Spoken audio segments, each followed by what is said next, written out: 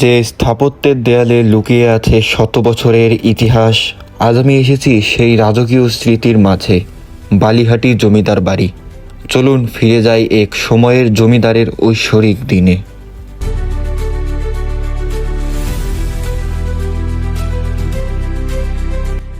দূর থেকে দেখে কেউ মনে করতে পারে এটা সিনেমার সেট, কিন্তু এটা কোনো কল্পনা নয়, এটা বাস্তব ইতিহাস। আমি এসেছি বালিহাটি জমিদার বাড়িতে, যেখানে প্রতিটি ইটের মধ্যে রয়েছে গল্প।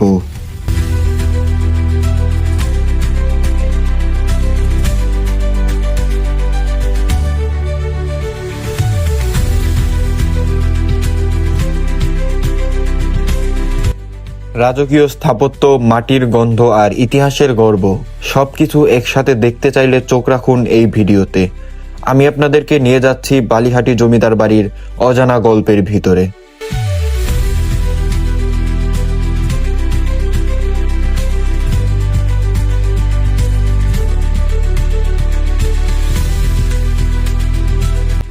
সময়টা যেন এখানেই থেমে গেছে। একটুখানি পা ফেললেই কানে ভেসে আসে পুরনো দিনের সেই গল্প। চলুন আমার সঙ্গে দেখে আসি বাংলার ইতিহাসের এক গৌরবময় প্রাসাদ।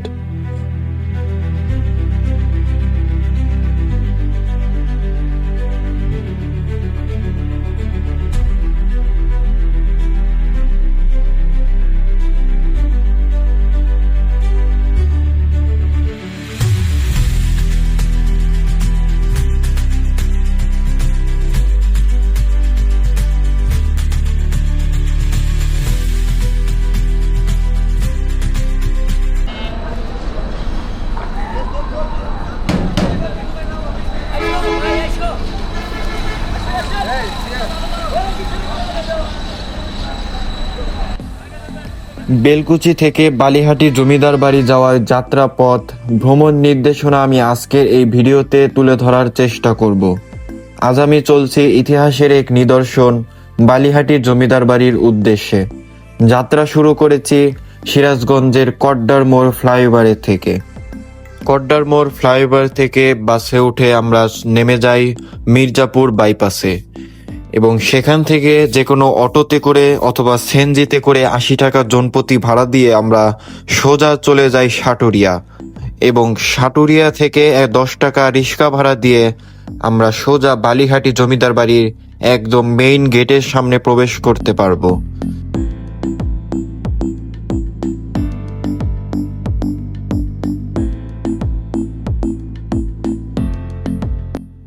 তারপরও যদি আপনাদের ভ্রমণ নিয়ে এত চিন্তিত অথবা চিনতে অসুবিধা হয়, তাহলে আপনারা আমার ডেসক্রিপশন বক্স চেক করতে পারেন, অথবা আমি পিন কমেন্টে দিয়ে রাখবো। সেখান থেকে আপনারা দেখে সহজেই বালিহাটি জমিদার বাড়িতে যেতে পারবেন।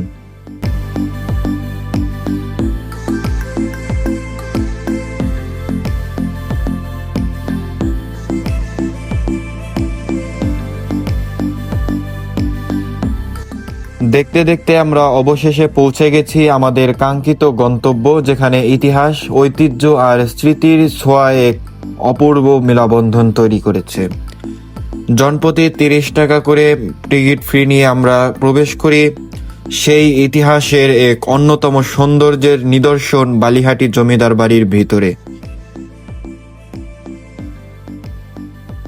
আরও একটা কথা আমি আপনাদেরকে বলতে ভুলে গেছি, সেটা হলো বালিহাটি জমিদার বাড়ি সাপ্তাহিক রবিবার বন্ধ থাকে। বালিহাটি জমিদার বাড়ি বাংলাদেশের ইতিহাসের এক গৌরবময় নিদর্শন। এটি মানিকগঞ্জ জেলায় সারুটিয়া উপজেলায় বালিহাটি গ্রামে অবস্থিত।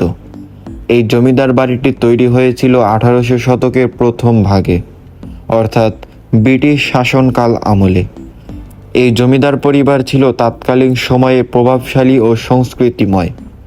তাদের হাতেই গড়ে উঠেছিল এই বিশাল ও দৃষ্টিনন্দন ভবন, যেখানে একদিকে রয়েছে প্রশাসনিক কাজ এবং অন্যদিকে রয়েছে সাংস্কৃতিক আয়োজন, অতিথি আপ্যায়ন ও এলাকার মানুষের নানান সহযোগিতা কার্যক্রম।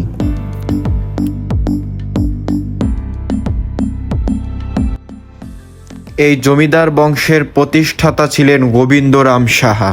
তিনি 1800 শতকের মাঝামাঝি সময়ে একজন সাধারণ লবণ ব্যবসায়ী ছিলেন। তবে বর্তমানে বিশাল প্রাসাদটি কোনো এক ব্যক্তির দ্বারা নির্মিত হয়নি। গোবিন্দরাম সাহার উত্তরাধিকারী, বিশেষ করে তার নাতি এবং 4 ছেলে যেমন দরিরাম সাহা, আনন্দরাম সাহা, পণ্ডিত রাম সাহা এবং গোপাল পাল রাম সাহা সুবিশাল প্রতিযোগিতার মাধ্যমে 19 ও 20 শতকের বিভিন্ন সময়ে আলাদা আলাদা ভবন নির্মাণ করে।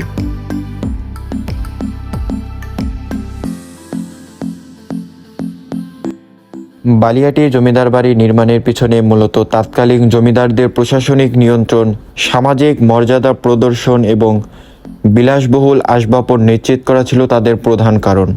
এর সুনির্দিষ্ট কয়েকটি কারণগুলোকে আমি কয়েকটি ভাগে ভাগ করেছি। তার মধ্যে অন্যতম হলো প্রশাসনিক কেন্দ্র পরিচালনা। তৎকালীন ব্রিটিশ সময়ে শাসনকাল আমলে জমিদাররা নির্দিষ্ট এলাকার খাজানা আদায় এবং বিচার কার্যক্রম পরিচালনা করতেন। এই বিশাল অঞ্চলের শাসন ব্যবস্থা সুশৃঙ্খলভাবে পরিচালনার জন্য একটি মজবুত ও সুবিশাল প্রশাসনিক কেন্দ্রের প্রয়োজন ছিল, যা এই প্রাসাদের মাধ্যমে সম্পন্ন হয়েছে।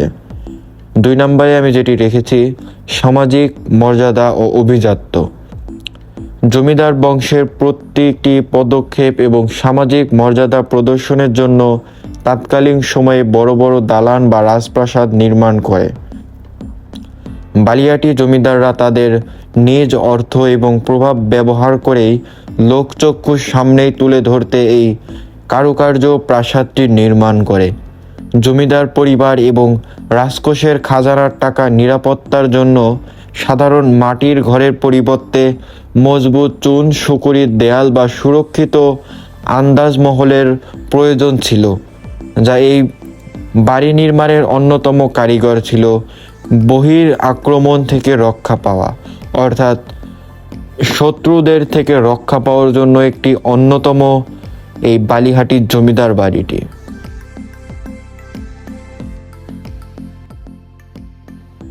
এই প্রাসাদের পিছনে বিশাল পুকুরটি পর্যটকদের কাছে বেশ আকর্ষণীয়। জমিদার বাড়ির মূল প্রাসাদের ঠিক পিছনের একটি বিশাল দিঘি বা পুকুর রয়েছে। এই পুকুরের বিশেষত্ব হলো এর শান বাঁধানো সুন্দর ঘাট। পুকুরটিতে মোট 6টি ঘাট রয়েছে।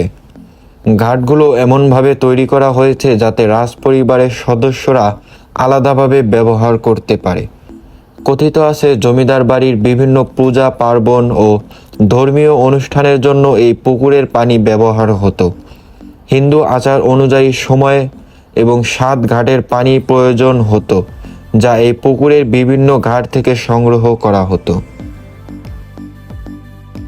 পুকুরটির উত্তর পাশে জমিদার হীরালাল রায় চৌধুরীর একটি প্রমোট বা ভবন বাগানবাড়ি নির্মাণ করেছিলেন। শোনা যায় পুকুরটির মাঝখানে যে পাড়ে অবস্থিত এই ভবনের জমিদাররা বিশ্রাম নিতেন এবং নাচ গানের আসর বসত। বর্তমানে ভাগ্যবেশ দেখতে পাওয়া যায়।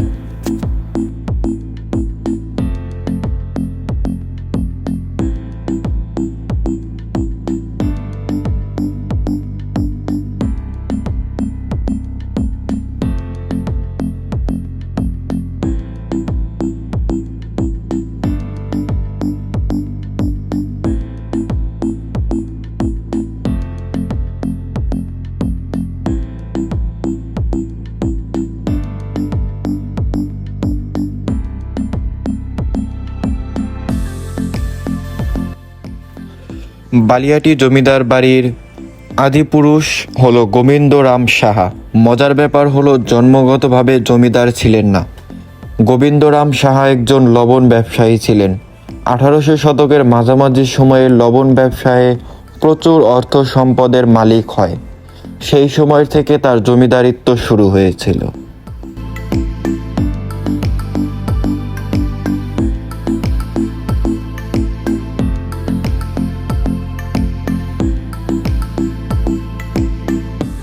বালিয়াটি জমিদার বাড়িতে লকার বা সিন্দুক রাখার বিষয়টি অত্যন্ত গুরুত্বপূর্ণ।